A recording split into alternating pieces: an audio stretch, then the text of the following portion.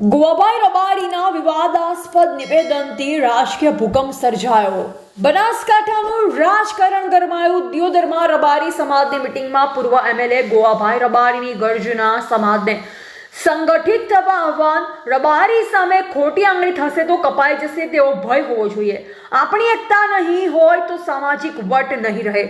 ધારાસભ્ય માવજીભાઈ દેસાઈની ઉપસ્થિતિમાં ગોવાભાઈનું તેવર ભર્યું નિવેદન. બનાસકાંઠાના રાજકારણમાંથી આ સમયના સૌથી મોટા સમાચાર સામે આવી રહ્યા છે.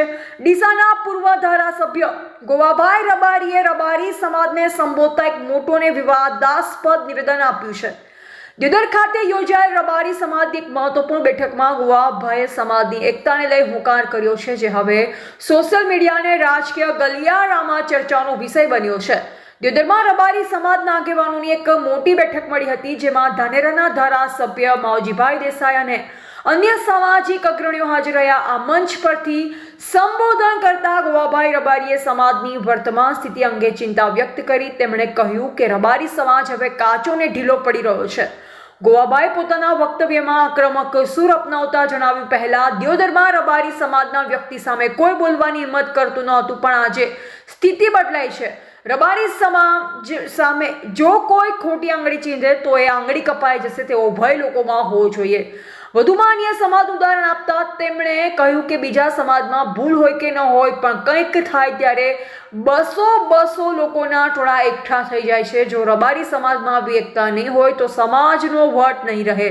તેમણે સ્પષ્ટ શબ્દોમાં સમાજને સંગઠિત થવા અને જૂના તેવર પાછા લાવવા હાકલ કરી છે.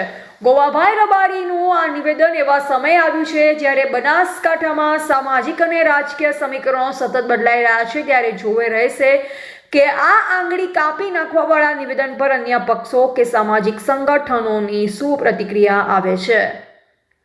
એવા પ્રકાશ ભારતી ગોસ્વામી, ભારતની અસ્મિતા, બનાસકાંઠા. આજે તમારે દુઃખ છે, કાલ મારે ત્યો છે, કાલ બીજાને ત્યો છે. એટલા માટે કોઈ પણ પ્રસંગ એવો બને ત્યારે સમાજનું સંગઠિત થઈને, ગમે કે ન ગમે, મુવો ખરાબ છે તો છે, પણ બદનામ તો સમાજ થાય છે કે કોની દીકરીનો કિસ્સો બન્યો કે રબારીની દીકરીનો. એ ખરાબ છે કોઈ નહીં કે, પણ સમાજ બદનામ થશે, સમાજની વાત આગળ જશે. એટલા માટે એ જોઈને પણ આપણે તમામ ક્ષેત્રે એક થઈને એવું કાર્ય કરશું તો એમાં પણ આપણે ઘણી બધી કંઈક કરી શકશું. અને અત્યારે ખૂબ જરૂરી છે, એકતાની જરૂરત છે, સંગઠનની જરૂરત છે, સામાજિક રીતે જરૂર ખૂબ છે. અત્યારે સમાજ દરેક જગ્યાએ બધી બીજી સમાજે કરતાં આપણો ઢીલો થઈ ગયો. હું અમારે ત્યાં જોઉં છું, સમાજનું નામ નીકું, એક નાની માથાકૂટ થાય તો 2 જણાઈને ઊભા રહે, 2 જણાઈને ઊભા રહે. તેમ આમ કર્યું છે, એની ભૂલ હોય તો એને ઊભો રહે. એટલે એ જાતની થોડી ડર આપણામાંથી મટી ગઈ છે, સંગઠિત રીતે ડર મટી ગઈ છે. એમ કહું તો ખોટું નથી. દિયોદરની અંદર કોઈ નામ ન લે રબારીનું, હું વર્ષોથી જાણું છું. એમાં બી થોડી જોરભાઈ ઢીલાસ આવી. ઢીલાસ આપણે કોઈને મારવા નથી, કોઈને ઝઘડા કરવા નથી, પણ થોડા ભય તો હોવો જ જોઈએ કે રબારીને તે ખોટી ઓગળી કરતા ઓગળી કાપી નાખશે આ લોકો. એટલો ભય ડર તો હોવો જ જોઈએ. કોઈ આજે ખોટા ઝઘડા નથી કરવા, ખોટી મારામારી નહીં કરવી, પણ એને થોડીક તો એ અસર હોવી જ જોઈએ. એ પણ કરવું ખૂબ જરૂરી છે. ખૂબ સારા તમારા મુદ્દા છે, એક એક મુદ્દા સમાજને લગતા છે, આજના સમયને આધીન છે. એના માટે પૂરા પ્રયત્ન કરશું. પણ મેં કહ્યું એમ થોડુંક મોટું મન કરજો. અહીંયા આવ્યા છો એ ક્યાંક ને ક્યાંક કોઈક ભૂલ કરે. આપણા સમાજમાં 5% થોડા એવા આવવાના, દેખાડા નોખવાવાળા આવવાના. દેખાડો નોખે તો આ સમાજની ખાતરી ગોળ છે એમ કરીને કિસ્સા મેળવ્યું એને હોમાં મત મારજો તો એ પસ્તા છે, પાછો તમે ભેળો આવી જશે.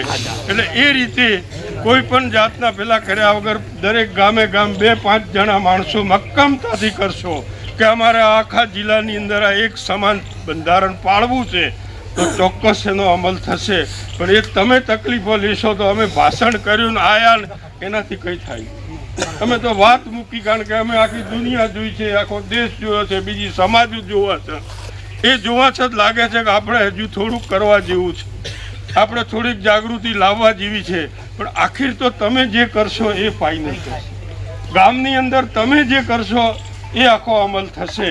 એટલે એ રીતે ગામે ગામ તમે 2-5 જણા કોઈને ખરાબ કીધે મેં કહ્યું મેળ નહીં પડે, કારણ કે હવે એને કુદરતી એટલી બુદ્ધિ આલી છે કે નથી પાડવું મારે. જો તને પ્રેમથી સમજાવું કે ભાઈ એમ મત કર, રબારીનો દીકરો છે, રબારી માટે તું જતું કર, ભલો થા. એને કે નથી ભાડા છે તું તને નાચ બાર કર, ઓમ કર, એનાથી નહીં વળે. એને પ્રેમથી વાળવાનો અને એ રીતે બધા કરીને ગામે ગામ પાળજો. તમારે તો 2 તાલુકા ખૂબ પાળે એવા છે, ઘણા ડખા તો અમા છે, પણ વાંધો નથી, બધા પૂરેપૂરું પાળજો. બને એટલા તમામ પ્રયાસો કરીને આ સૂચનો તમારા અમલ રહે એ રીતે કશું. મેં કીધું એમ થોડું 19-20 હોય તો એમ ન કરતા કે હોય 100% અમે તો ચમ ઊમ કર્યું ક્યાંક એ બીજા સૂચનો, કારણ કે બધા તાલુકાના લેશું. અમે કહ્યું આમ જ કે ભાઈ હોનું 5 તુલા, તમે કીધું પેલો કહે છે 4 રાખો, ભાઈ 4 એક દાખલો આલ્યો છે, આમાં નથી. તો એવું ક્યાંક 19-20 હોય તો એ રીતે સમજી લેજો ને આપીને